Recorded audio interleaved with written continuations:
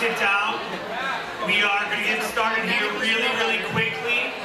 So if you could come in and kind of do so quietly, we'd really appreciate it. That means find a seat instead of standing and staring at each other. Particularly you freshmen or sophomore boys. I'm going to head out against, I don't think my gym classes. No, wait, there they are. I'm going to hit with you guys up here because freshmen. Oh, you can't blow him out of brother. Your brother is a troublemaker. He's in my raised gym. Again, moving quickly, let's go, find a seat.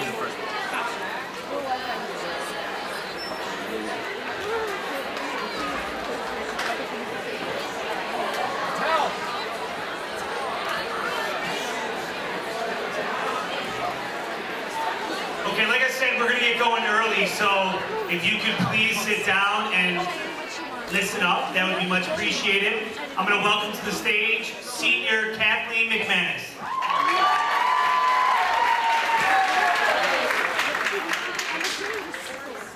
I'm Kathleen, and this is a story about August 1st. Monday, August 1st was my best and worst day. It was my best day because I lived to see the end of the day and gained a new appreciation for the littlest things in life. But it was my worst day because I witnessed an accident that stole the lives of 3 innocent people. On August 1st, my friend Chloe and I set out for Stark Rock for a day of hiking. Driving along I-80, traffic is thick, but certainly not rush hour dense. Chloe and I are discussing that we will take the next exit. I look down at the navigation on my phone and see the distance to the exit. We will need to move to the right lane soon. I feel the car start to slow and look up. There's construction ahead, and thus the reason she is slowing down. At the side window, I can see an orange semi slowing in the right lane. Everything from this moment on happened so fast. First, there was a terrible crash, a horrifically loud sound of grinding metal, followed by a cascade of crashes as more trucks collide. A split second after the initial crash noise, the orange semi is propelled ahead of us, followed by a streak of black, which I recognized was the car that was just adjacent to our back bumper. Both are being pushed by a grain truck. The grinding metal sound is now drowned out with the screeching wheels as the grain truck desperately attempts to stop his vehicle. In the few seconds that pass, we come to a complete stop. We sit paralyzed as the scene now unfolds in front of our car. As the force of the green truck and car is causing the orange semi to jackknife away from us toward the shoulder. As the green truck cab follows the orange semi to the shoulder, its trailer begins to jackknife in the opposite direction toward the center median. As the green truck, which is safely in front of us but feels terrifyingly close, begins its swing into our lane, Chloe, as if by reflex, begins backing up. The cars behind us have stopped, and we slowly slide back toward their safety. The green truck reaches a complete stop, which is a perpendicular position from its cab and tips on its side with a thunderous boom. The trailer now lies across the road, hiding our view of the accident. We are left looking at the wheels and bottom of the green truck. Chloe puts the car in park, and we realize that the sound now filling the air is that of our screams. We look at each other in complete shock. We cannot comprehend what we had just seen. Immediately, there's a highway patrol officer next to us. He had been driving only a few cars back when the accident occurred. He approaches our car to ask if we are all right. Though we are shaken, we nod, and the officer drives away and toward the truck where the accident lies ahead. Without saying a word, we both pick up our phones to call home. Not surprisingly, we are both a bit hysterical. Our parents are unaware of the severity of the accident and tell us to remain calm. They tell us they, of course, are glad we are safe. Before either of us can hang up, a fire erupts in front of the sideways trailer, and we both react to the black billowing smoke. Suddenly, our parents realize that this is no small accident, and we agree to call with updates. Soon, the couple in the car behind walks up to our car to make sure we are okay. They require no explanation of what had happened. They themselves had been behind the black car and were concerned the grain truck was not slowing down. They had merged into the left lane seconds before the collision. We stand in knowing silence. We have been lucky, but we know that the fate of the black car is not likely to be good. Within minutes, the sound of sirens fill the air as a river of emergency vehicles approach from both directions. With a couple of fires burning, a highway patrol officer asks us to move the car even further back. Although Chloe's car is covered in shattered glass, there is luckily no damage. Our hearts still racing. We are now going to wait. Emergency vehicles come and go, and news helicopters hover overhead. Between calls home to provide updates, we are interviewed by Highway Patrol, local police, and the Department of Transportation. Each officer is astonished that the accident started just beside us. I explained that I had been looking at the orange semi when the initial impact occurred. They then pause, shake their head, and say we are so lucky. After a few hours, it is safe enough to pass the accident, and a highway patrol officer asks us to follow him. We drive off the road and pass the accident. Since the scene had been hidden by the tipped grain trailer, it is like passing the remains of a battlefield. The victims have been removed, the fires have been extinguished, and the remains of the 5 battered vehicles are left. The black car is not visible, for it is underneath the green truck. I learned later that the 2 individuals in this car had died. As we pass the green truck, we see a draped cloth over the cab, and we realize that the man in that truck had died too. Debris from a ripped open semi-trailer spilled across the pavement.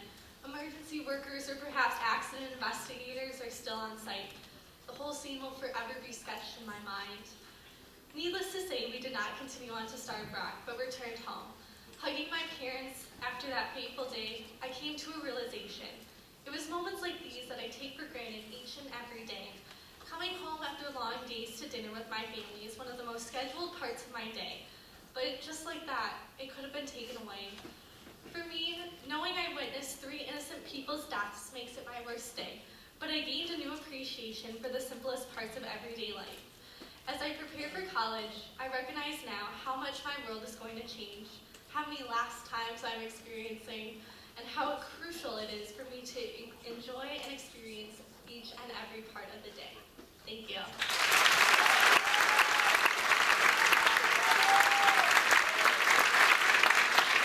Next up is Julia Azzarello.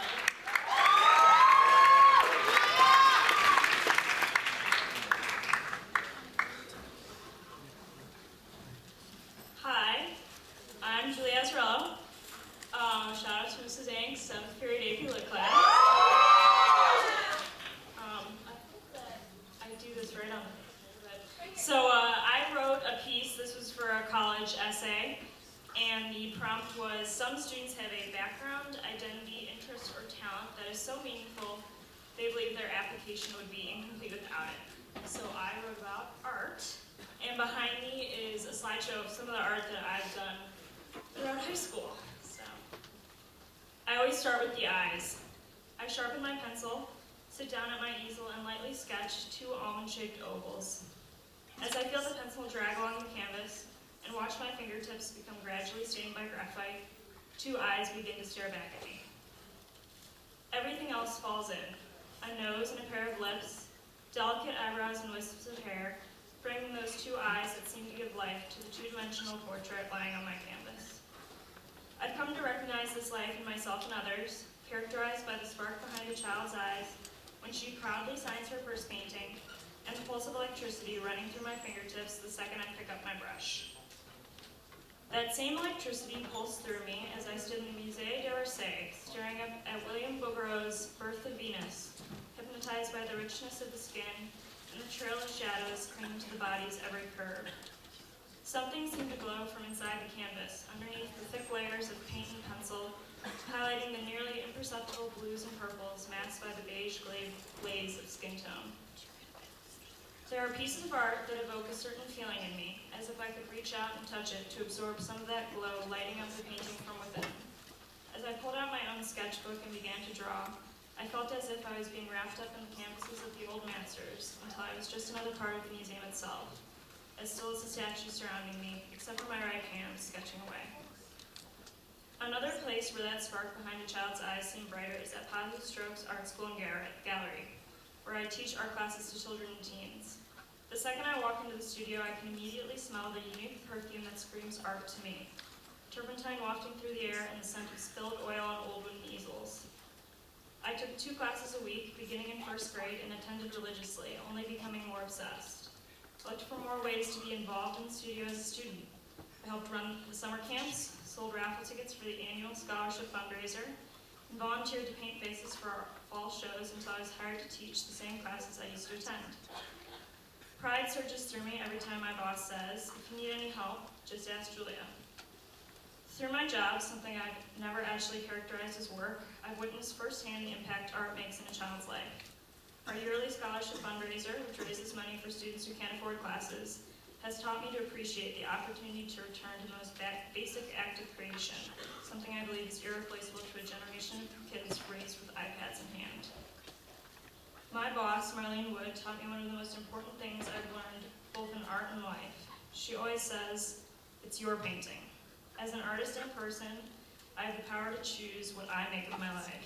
My painting doesn't have to match the photo, and my life doesn't need to be exactly what is expected.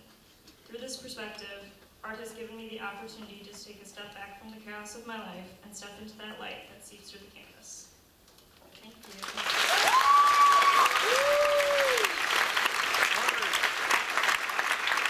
Up next is Zoe Mann.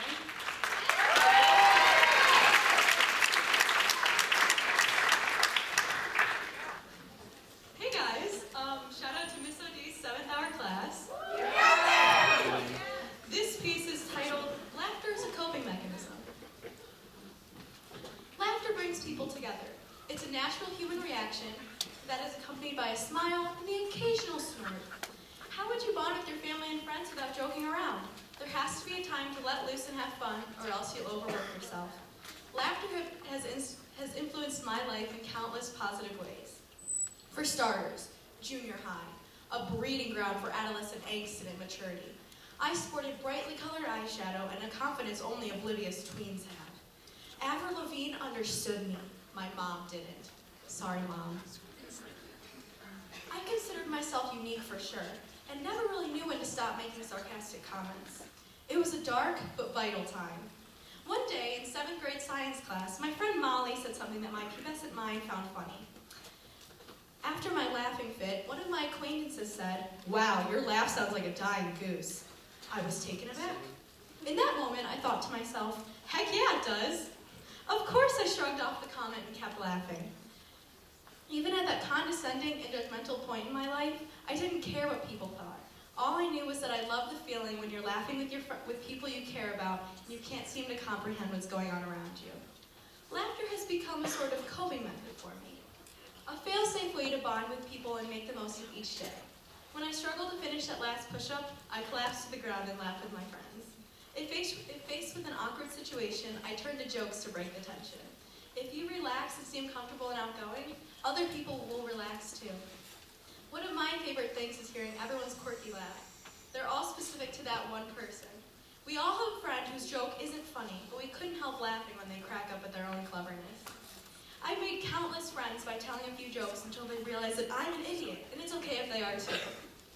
I make silly mistakes in math class all the time, and all I can say is, could I be any smarter? Laughter is the perfect, lighthearted way to make the best of any situation. When I'm bickering with my siblings, I never really know if they're over it until they crack a joke. In my household, being able to forgive and forget is made so much easier by laughter. During football season, I spilled hot chocolate all over my white Converse. I was upset, but now every time I look down and see it, I can't help but chuckle. Recently, I've gotten into the bad habit of falling off the stairs. Folders came exploding out of my arms and papers rained down like confetti. I brushed myself off and laughed. I looked around at all the people gawking and at how it's even possible to be that clumsy. I made the best of it and I laughed, and the people around me did too. I've learned from experience that all these situations can take a turn for the worse. Don't take yourself too seriously. It's way too much work to be constantly worrying about all your awkward and cringy mistakes. I have a motto. If it's not going to affect me in a year, then there's no reason to be majorly upset about it. The ability to laugh at yourself is what I hold in very high regard. It shows self-confidence and personality.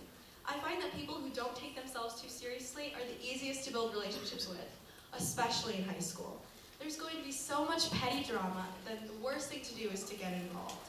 All you can do is laugh about it with your friends and go on about your business. Laughter is a very important part of my life.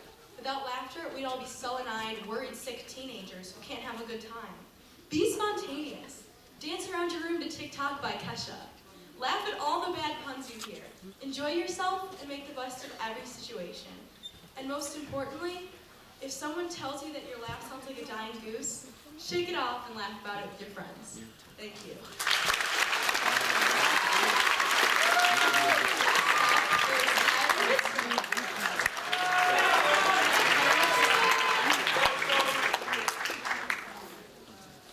Quick shout out to Ank AP Lit.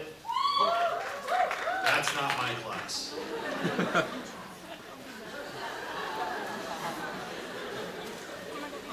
As Zoe said, I'm Tyler, and I'm going to be reading a piece about how my family's a bunch of really smart jerks. I'd like to start by playing a game. We all know it from Vamp. It's the If You Really Knew Me game. However, I do have a few tweaks to make it even more fun. First week, none of you will be playing. Just me. Fun, right? The second tweak is it's actually going to be If You Really Knew the Mitzner's. Ready? Doesn't matter. Let's go. If you really knew the Mitzner's, you know we're very loyal. If you're a friend in need, we'll be there for you. If the pay is good. Also, if you knew the Mitzner's, you'll realize that we are always right. We're what people consider know-it-alls. And frankly, they couldn't be more right. We know everything. At least we appear to. We're what people call, there's actually a know-it-all gene running through the Mitzner family.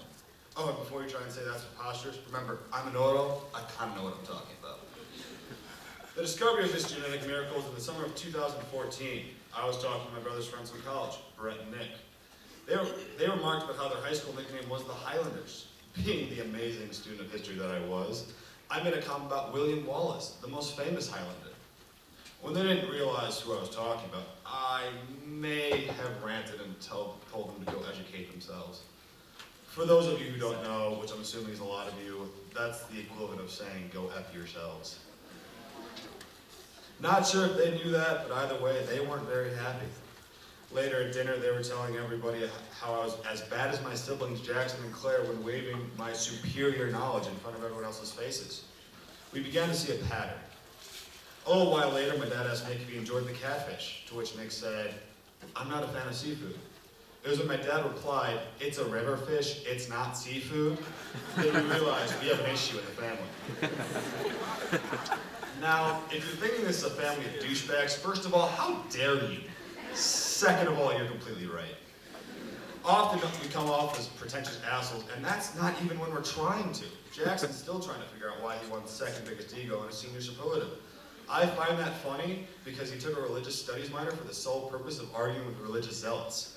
Religious zealots in his mind being anyone who practices Christianity. Now, to boost my ego and act like a good person for a change, I'd like to offer all of you advice for how to deal with know-it-alls. First off, as Claire would say, don't say stupid shit. Surprisingly enough, we can't correct you if there's nothing else, if there's nothing there to correct. Now, I know you guys aren't as smart as us Mitzners, so you need to know what to do when you do say something stupid. Number one, don't ignore us. Believe it or not, you'll have to talk to us. I know that sucks, but we'll just keep telling you the correction until you acknowledge us. And believe me, that's way more annoying. Now, this next part is kind of terrible because it involves talking to us. Number two, correct the know-it-all. This may have come as quite a shocker, but we actually don't know everything. Maneuver one of us into your area of expertise and show off your knowledge. The know-it-all will leave soon enough, as we don't like it when we're not the smartest one in the conversation. Now, understanding that most of you, if not all of you, would not like to take part in an extended conversation, I do have a way for you to quickly get out of this confrontation. Number three, simply ask the know-it-all about their social life. That will quickly shut us up because clearly we don't have many friends. No one knows why my family has a need to continuously correct people. Perhaps it's the fact that we're very small people on the outside and on the inside. Perhaps we are just extreme douchebags, but I have a feeling that the real reason is more pretentious than that. To find this reason, there'll need to be a research project that will surely win a Nobel Prize for its findings. Since obviously no one else is capable of heading this project, it will be a Mitzner. Unfortunately, we're too proud to admit fault, so I don't know if one of us will be willing to do the research. This secret may never be found. Anyway, thank you for satiating my desire to educate you on my amazingly terrible family. I had fun. Not sure if you did. Can't say I cared too much. Sayonara.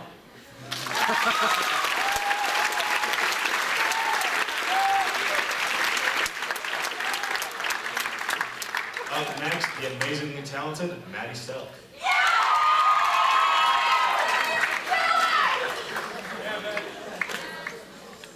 Hi, my name is Maddie, and shout out to Miss Whiting's 7th period English class. And I wrote a poem that's pretty short, but the reason I wrote it was because it helped me realize, and I hope it realizes you guys, that the obstacles that we face in life are the main reason why we have like such great moments and great memories, because we learn from the bad things. So it's called A New Perspective. Mountains laid out in front of us, miles and miles long. We dread walking up, yet the pain we feel then is really what makes us strong. Mountains surround us every day, most we don't like, but in the end, it becomes our choice, choosing whether or not to take the hike. Mountains are seen as obstacles with icy patches and drifts, but why only look at the journey when the ending is a beautiful gift? We wish the mountains would disappear and we were given an easy stroll through, but with the tiresome journey comes the satisfaction of reaching the top and seeing life at a new point of view. And even though the tiresome climb may not be something we earned, the journey is what helps us live a meaningful life and to grow from the things we've learned. Sometimes there's no mountains around, but that time goes by fast. So instead of worrying about the ones to come, see those times as something precious and make every moment without them last. Thank you.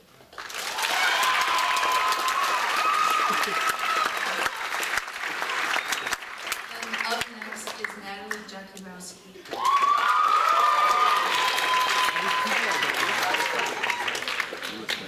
Quick shout out to my AP Stats class. Thanks, Ms. Johnson. This has nothing to do with math, but thanks. This piece is actually a college essay. It's very much revised by now, but the prompt was, what is one thing that's important in your life that usually goes unnoticed?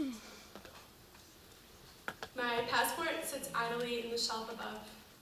Well, maybe I shouldn't tell you exactly where all my important documents are stored in my home, but imagine a drawer submerged by papers, legal documents, and my family's passports. Beneath the green card and immigration papers sits a deep blue booklet that encompasses who I am as a person.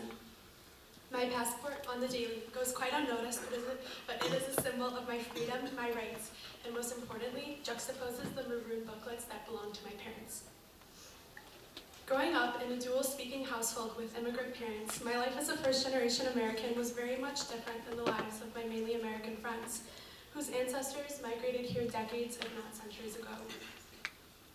Pierogi and Polish cabbage rolls were the stars of the dinner table, while disco polo music, a bit embarrassingly, played in the background in my home. I grew to appreciate my dual heritage, even when others judged me for my parents' hard accents and how they always had to ask me for a translation of a phrase. I remember back in 7th grade when I came home from school crying one day because someone had called me a stupid Polak. It not only hurt me, but it hurt my family as well. My parents are not stupid Polaks. My parents are some of the strongest and most intelligent people I have ever met in my life. They both came here with nothing, yet they worked so hard for me to now have everything. They had no family here, no connections, and all they had was the money in their pockets and the determination for a better life, which they gave to me. They both could barely speak English, and upon arrival to the States, and yet to this day they are still learning, but that does not make them by any means dumb. I would like to see you try and learn Polish. Commonly referred to as one of the most difficult languages to learn. There are actually 17 different ways to say the word to, all for different grammatical circumstances. My dad even went from studying forestry in rural Poland to coming here and ended up establishing not one, but 2 of his own businesses. But it wasn't easy getting there.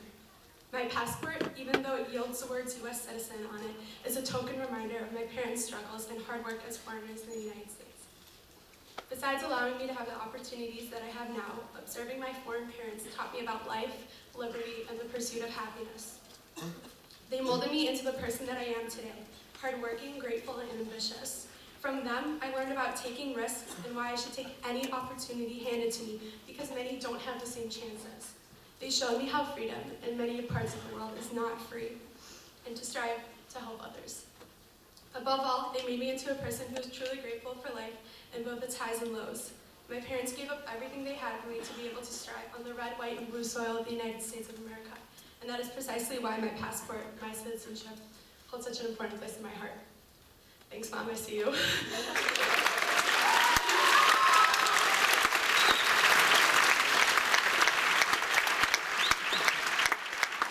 next up, the amazing and talented Brian Bosom.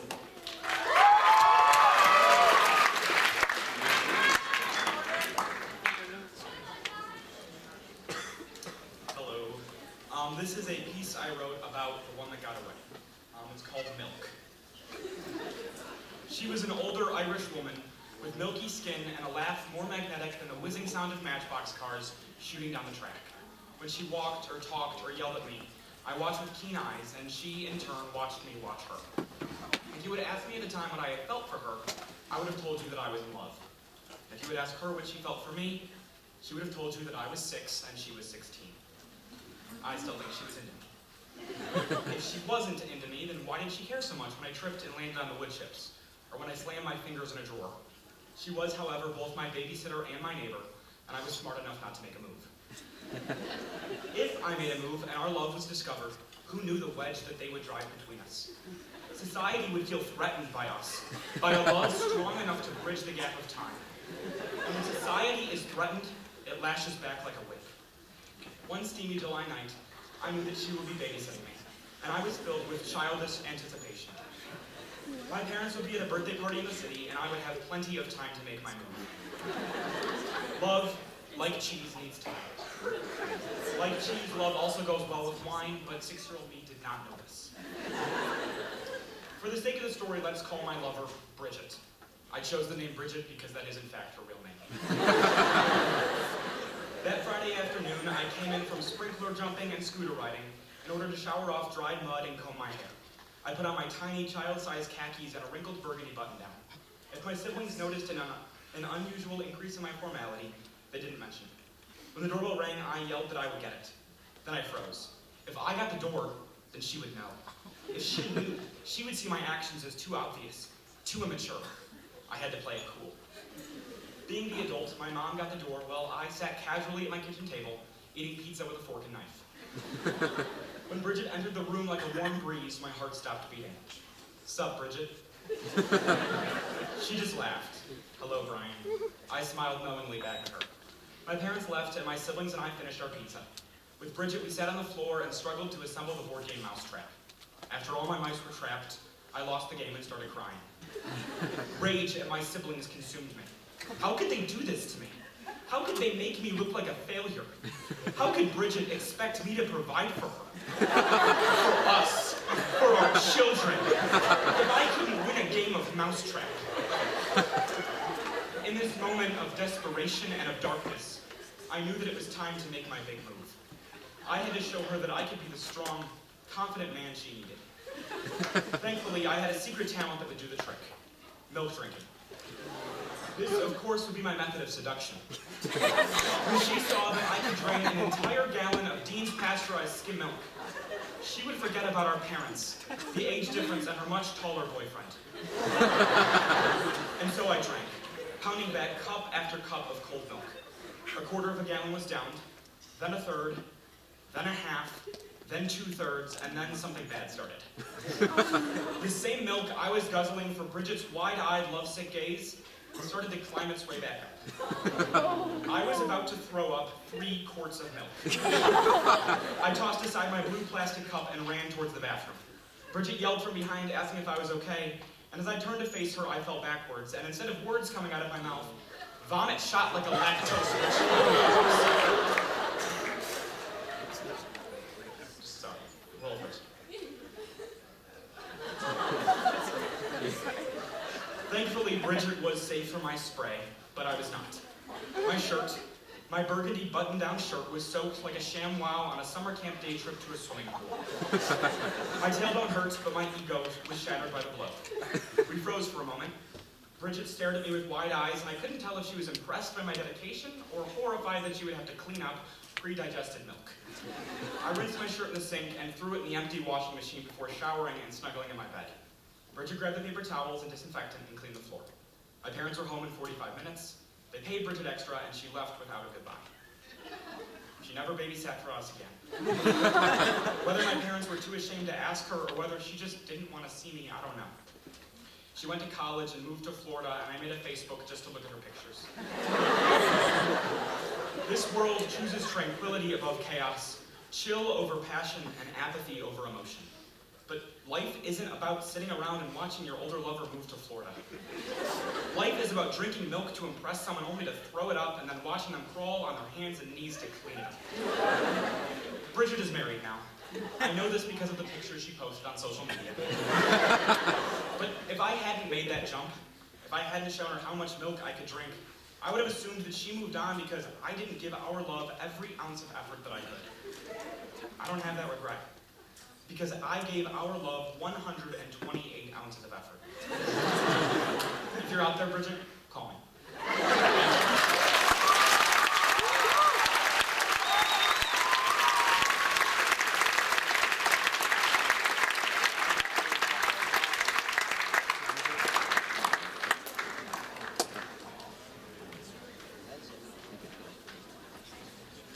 Hey, give him one more round of applause.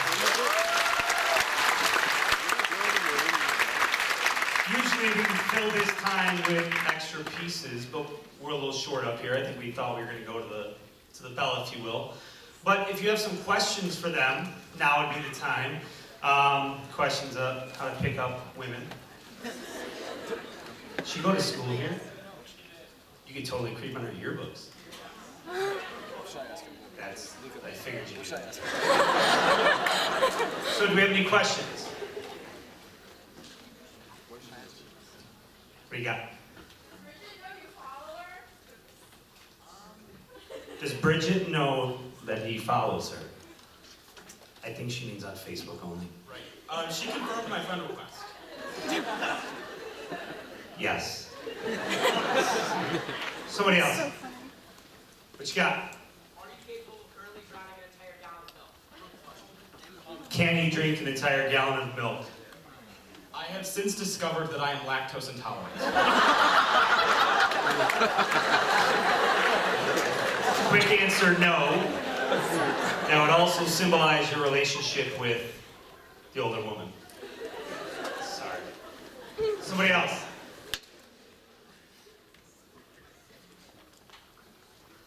I don't see any. Where's over here? I love it. I've got a question over here. Where? There's 500 of you. What do you got?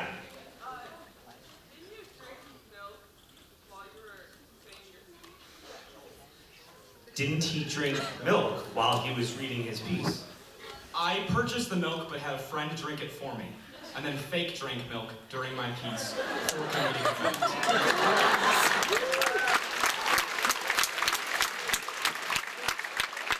You gotta appreciate his commitment. What are her kids' names? What are her kids' names? That's probably good, yes. Somebody else. What you got? Because you're lactose intolerant, what would you do now to impress a girl? What would you do now to impress a girl? Probably text her as much as you can to show her that you have time to give to her. And if she doesn't respond, keep going.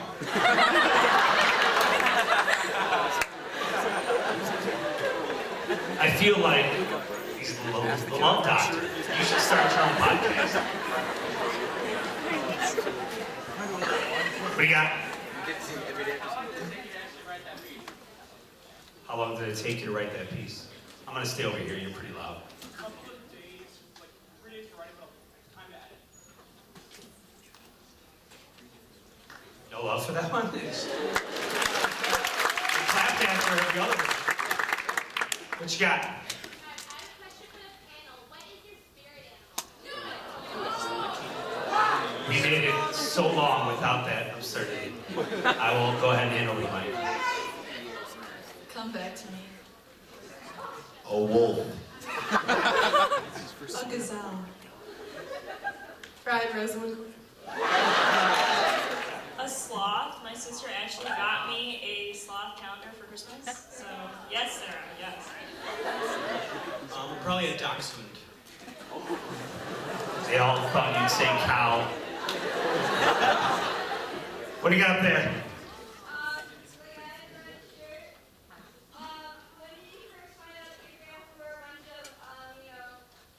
Know-it-alls. Yeah, go with know-it-alls. Yeah. It works when it's in the piece. When it comes from the crowd, it seems awkward. Like I said, it was that summer of 2014 at dinner do we realize like we're all talking. But a funny story is later on, I was at Everglades too with my grandparents, and 10 minutes in, the woman's like, "This is the aspirin tree. If you eat the bark, it's like taking Tylenol or ibuprofen, or an aspirin."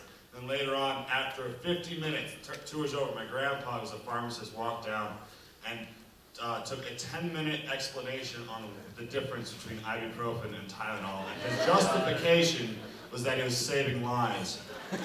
So therefore, I was like, that's where I got it from.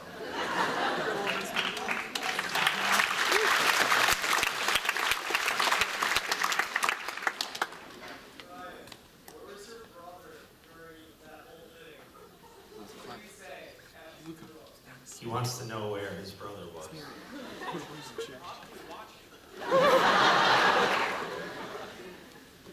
They're know-it-alls. They're a little crazy. What you got? That would be my brother Jackson.